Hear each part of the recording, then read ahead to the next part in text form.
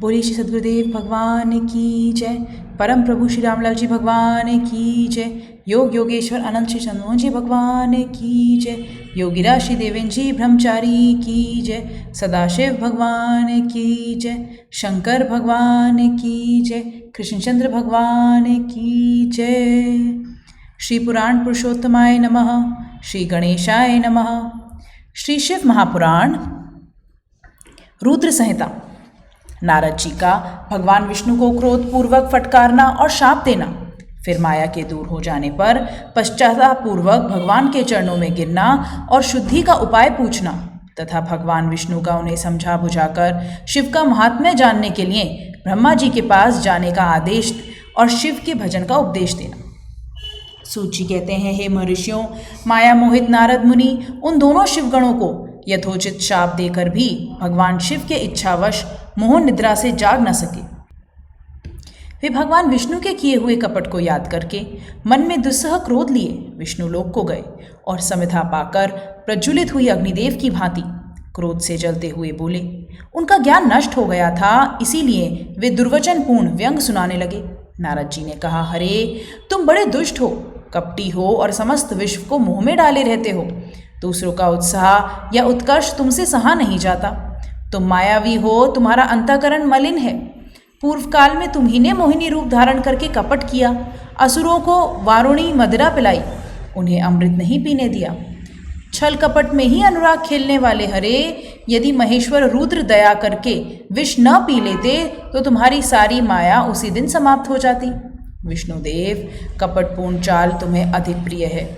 तुम्हारा स्वभाव अच्छा नहीं है, तो भी भगवान शंकर ने तुम्हें स्वतंत्र बना दिया है।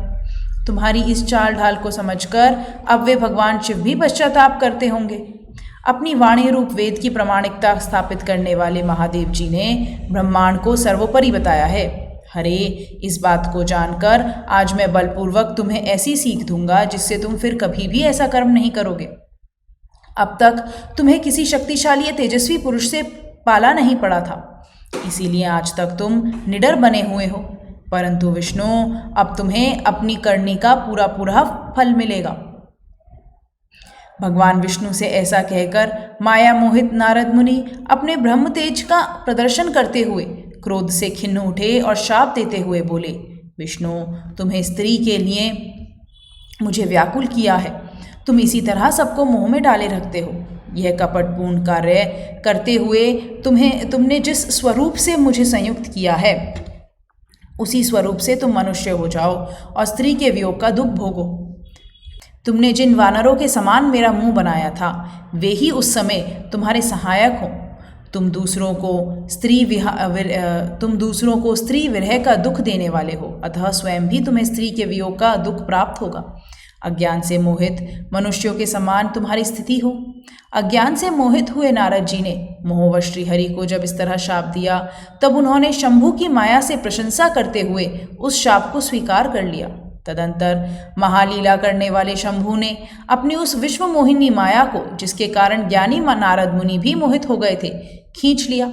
उस माया के तिरोहित होते ही नारद जी पूर्ववत शुद्ध बुद्धि से युक्त हो गए। उन्हें पूर्ववत ज्ञान प्राप्त हो गया और उनकी सारी व्याकुलता जाती रही। इससे उनकी मन में बड़ा विस्मय हुआ।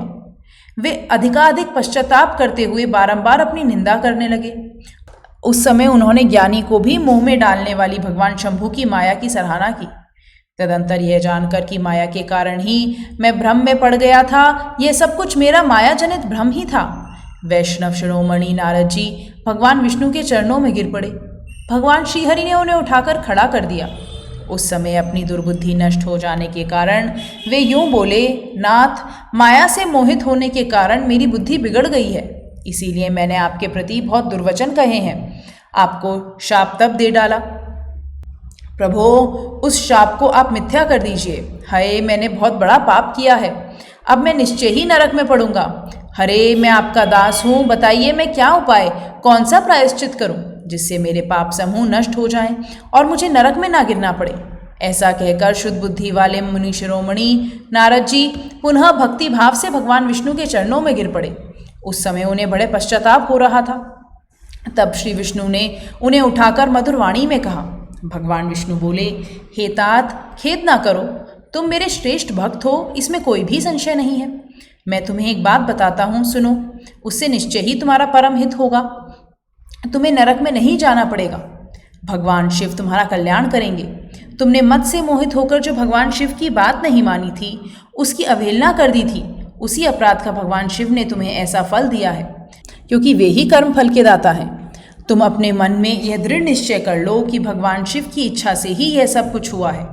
सबके स्वामी परमेश्वर शंकर ही गर्व को दूर करने वाले हैं। वे ही परब्रह्म परमात्मा हैं। उन्हीं का सच्चिदानंद रूप से बोध होता है। वे निर्गुण और निर्विकार हैं। सत्व, रज और तम इन तीनों गुणों से परे हैं। वे ही अपनी माया को लेकर ब्रह्मा, विष्णु और महेश इन तीनों रूपों में प्रकट होते हैं। निर्गुण और सगुण भी वे ही हैं। निर्गुण अवस्था में उन्हीं का नाम शिव है। वे ही परमात्मा, महेश्वर, परब्रह्म, अविनाशी, अनंत और महादेव आदि नामों से कहे जाते हैं। उन्हीं की सेवा से ब्रह्मा जी जगत के सृष्टा हुए हैं और मैं तीनों लोकों का पालन करता हूँ। वे स्वयं ही रुद्र रूप से सदा सबका संहार करते हैं। वे शिव स्वरूप से सबके साक्षी हैं, माया से भिन्न और निर्गुण हैं। स्वतंत्र होने के कारण वे अपनी इच्छा के अनुसार चलते हैं। उनका विहार, आचार, व्यवहार उत्तम है और वे भक्तों पर दया करने वाले हैं। नारद मुने, मैं तुम्हें एक सुंदर उपाय बताता हूँ जो सुखद, समस्त पापों का नाशक और सदा भोग एवं मोक्ष को देने वाला है।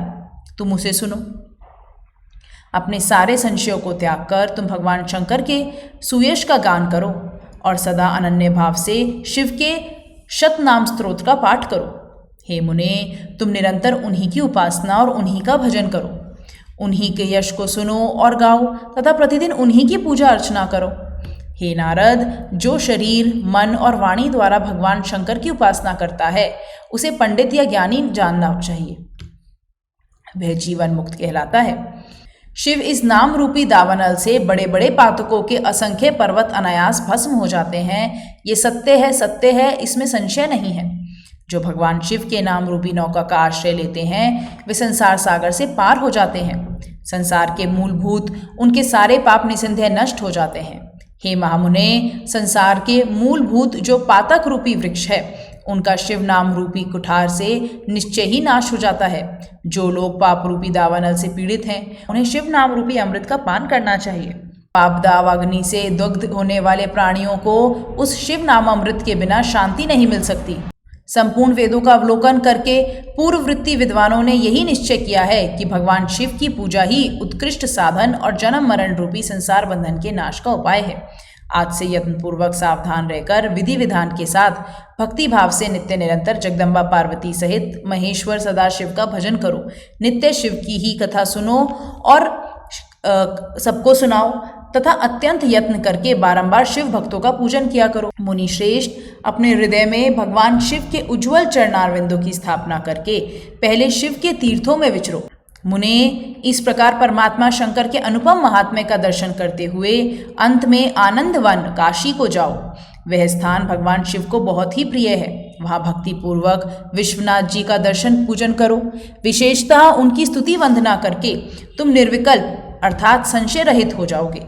नारद जी, इसके बाद तुम्हें मेरी आज्ञा से भक्ति पूर्वक अपने मनोरथ की सिद्धि के लिए निश्चय ही ब्रह्मलोक में जाना चाहिए। वहाँ अपने पिता ब्रह्मा जी की विशेष रूप से स्तुति वंदना करके तुम प्रसन्नता पूर्वक हृदय से बारंबार शिव महिमा के विषय में प्रश्न करना चाहिए।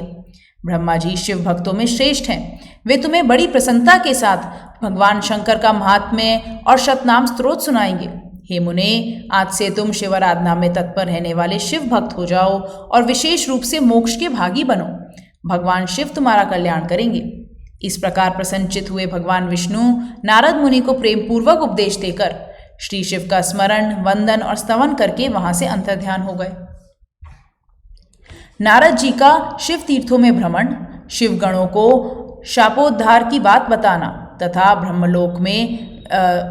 ब्रह्मलोक में जाकर ब्रह्मा जी से शिव तत्व के विषय में प्रश्न करना।